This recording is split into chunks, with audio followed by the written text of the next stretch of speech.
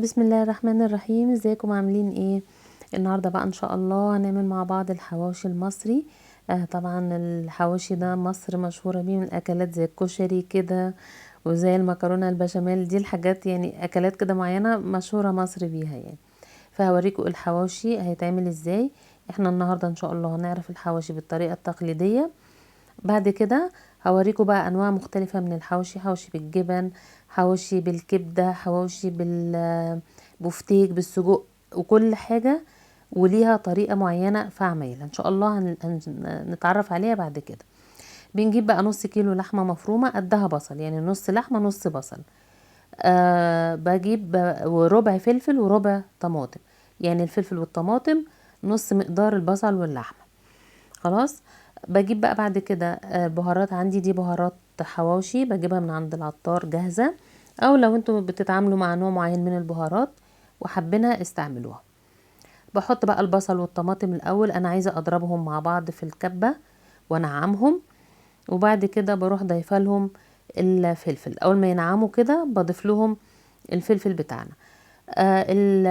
الفلفل انتوا ممكن تستعملوا فلفل رومي بس، او تستعملوا فلفل حار بس، او تستعملوا الاتنين مع بعض.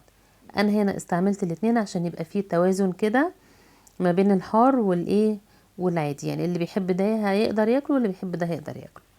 خلاص بقى ضربتهم مع بعض ونعمتهم. هاجي اصفيهم في مصفى كبيرة زي كده، علشان هاخد التفل لوحده وهاخد المية بتاعت البصل لوحدها. باخد ده كده شكل التفل، ودي كده المية. نركنهم بقى على جنب. بجيب اللحمة، انتوا زي ما شايفين اللحمة عندي حمرة قوي، فانا ما كانش عندي دهن، فبديل الدهن ان انا حطيت معلقة من السمنة البلدي. وعلى فكرة هي بتدي طعم حلو قوي للحمة، يعني هي كمان بالاضافة ان هي بتزود نسبة الدسم شوية في اللحمة، هي بتديها طعم حلو قوي. لان لازم لحمة الحواوشي يبقى فيها نسبة من الدسم، يعني على الاقل 25% دسم. ده كده الحواوشي ده لازم يعني. باخد بقى بعد كده اللحمة وببتدي افرمها مع البصل والفلفل وانعمهم. في ناس بتقطع البصل والطماطم والفلفل والحاجات دي مكعبات صغيرة كده وبيقلبوها مع اللحمة. الاتنين حلوين زي الفل، بس طبعا كل واحد بيعمل الطريقة اللي بيفضلها واللي بيحبها، وانا بحبها تبقى عجينة زي كده. بحط لها ملح، وبحط لها معلقة كبيرة من بهارات الحواوشي الجاهزة، معلقة كبيرة حلوة كده. وبحط لها نص معلقة من الكمون، زيها نص معلقة من الفلفل الاسود، وربع معلقة من الكوبيبة الصيني المطحونة. بقلب كل ده مع بعضه لغاية ما بيبقى عندي زي عجينة كده. طبعا نقلب كويس قوي عشان ما تبقاش التوابل في حتة وحتة، لا، فنقلبها كويس قوي لغاية ما تبقى عجينة بالشكل ده. ده كده قوامها. طيب، يبقى كده عملنا الحشو. باجي بقى للمية بتاعت البصل، بحط عليها معلقة من الثوم البودر الجميل اللي احنا عملناه مع بعض قبل كده، والبصل برضو اللي عملناه. عايزة اقول لكم ريحة البصل والثوم رهيبة بجد، انتوا لازم تعملوها لانها احلى من الجاهزة، احلى من اللي بنشتريها جاهزة بكتير. بحط معلقة من الثوم ومعلقة من البصل وشوية ملح وشوية حلوين كده من الزيت. بقلب كل ده مع بعضه لغاية ما التوابل كلها تدوب، وبيبقى كده عندي عصير البصل او السائل اللي هنستعمله. طيب باجي بقى بجيب العيش البلدي عادي خالص. ان شاء الله هبقى اعمل لكم برده مره الحواشي الاسكندراني اللي هو بالعجين. وببتدي بقى احشي اللحمه بتاعتي جوه العيش. في ناس بتحب اللحمه تكون كتير، يكون الرغيف مليان قوي، وفي بيحبها وسط. انا عن نفسي من الناس اللي بحبها وسط، يعني لان انا بحب طعم العيش بالطريقه اللي انتوا هتشوفوها دي، فبحب احس بطعم العيش واحس بطعم اللحمه برضه، فبحبها وسط زي ما انتوا شايفين كده. باجي بقى اجيب الخليط بتاعي ده وادهن بيه رغيف العيش بتاعنا. ادهن طبعا كل حته، لان عشان كل حته من العيش يبقى ليها طعم.